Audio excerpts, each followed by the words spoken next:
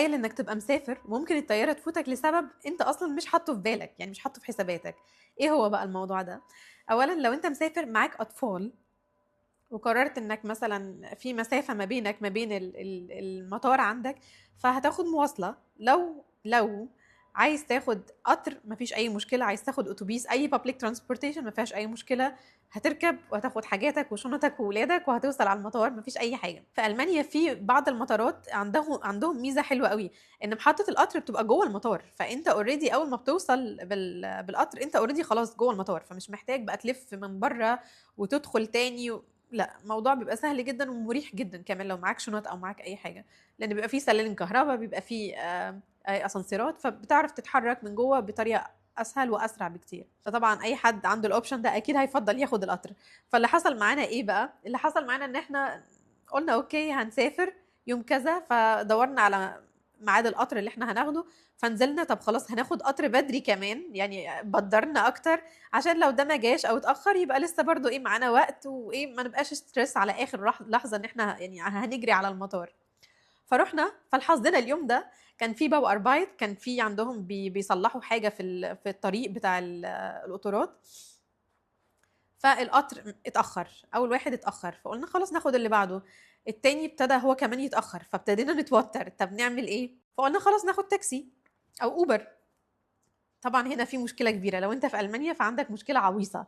في الحاله دي غالبا مش هتقدر تاخد اوبر، ولا هتقدر، ولا اصلا سواق التاكسي او سواق اوبر هيرضى ياخدك لو انت مش معاك كيندرزيتس، لو مش معاك اللي هو الكرسي بتاع الاطفال اللي بيتحط جوه العربيه ده. في المانيا ممنوع انك تحط بيبي في عربيه تحت سن 12 سنه من غير كرسي، من غير الكرسي بتاع الاطفال اللي بيتحط في العربيه ده، وان هو يكون مربوط بالحزام. طبعا هي حاجه كويسه سيفتي للاطفال وكل حاجه، ولكن لو انت ما تعرفش او انت مش عامل حسابك وفي موقف يعني مضغوط زي ده هتروح فين؟ يعني ممكن تقول طب انا اخد المسؤوليه، انا اشيل ابني على حجري يعني ان شاء الله مش هيحصل حاجه ونوصل، بس ده هي كلها مثلا ربع ساعه لحد المطار او تلت ساعه.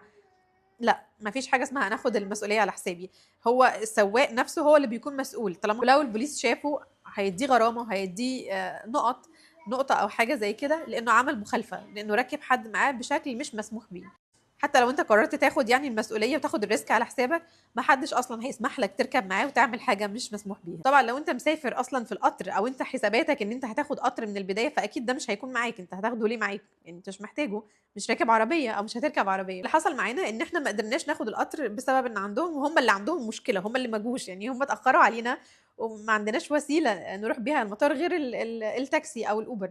جربت اول حاجه مع اوبر لانه يعني اسرع انك تلاقي حد يعني حواليك، فعملت حجز وبعد كده اتصلت بالسواق عشان اكد عليه يعني ان هو يكون معاه كندر زيتس، يبقى معاه كرسي بتاع اطفال في العربيه. فقال لي لا ما عنديش. قلت له طب خلاص كنسل الرحله طالما مش تنفع تاخدنا، يعني انت مش عايز تاخدنا من غير كرسي، فكنسل الرحله.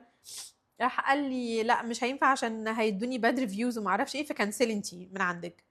تمام، فجيت انا كنسل، فخصموا لي 6 يورو وانا ما اتحركتش من مكاني يعني. دي اول حاجه. فروحنا موقف تاكسي، غالبا في المانيا بيبقى حوالين محطات القطارات الكبيره او كده بيبقى فيه كام تاكسي واقفين كده.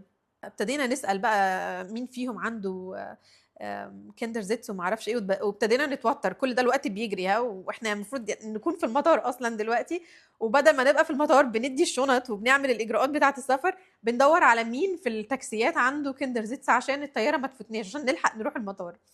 طبعا توتر غير عادي وشد اعصاب وحاجه ما يعلم بها الا ربنا، فموقف بجد صعب، وكمان ان انت مش حاطه في حسابك. يعني الواحد لو مثلا مخطط له او عارف حاجه زي كده من الاول ممكن يعني هو ادي هيعرف يتعامل مع الموقف، لكن حاجه زي كده خازوق بقى عارف في النص، اللي هو طب وبعدين هنعمل ايه؟ هنروح المطار ازاي؟ مفيش حد يوصلنا، مفيش حد يوصلنا. وفي المانيا هنا حته بقى الصحاب بقى وما اعرفش ايه، اصل اتصل بمين يجي ياخدني يوديني، مش موجوده هنا. استحاله حد يجي لك سبونتان كده يعني من غير ما تقول له قبلها مثلا باسبوعين ثلاثه عشان يفضي لك نفسه في الوقت ده.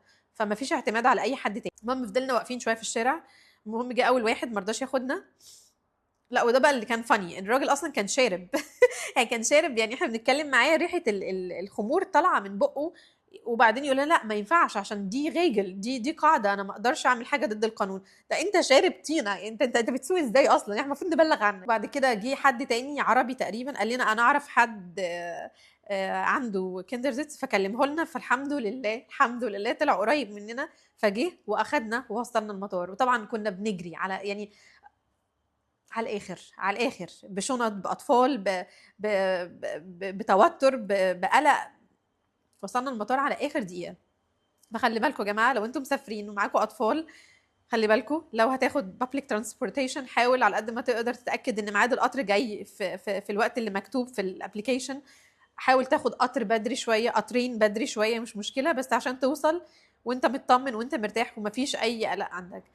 او لو هتفكر تاخد تاكسي، حاول بقى يعني تشوف حد يكون عنده كيندرزيتس وحاول تاخد رقمه، يعني ممكن تسأله ان هو يسيب لك الرقم بتاعه زي ما احنا عملنا كده، بحيث لو هنسافر مرة تانية وتحطينا في نفس الموقف فنقدر نتواصل معاه ويقدر يجي لنا يعني.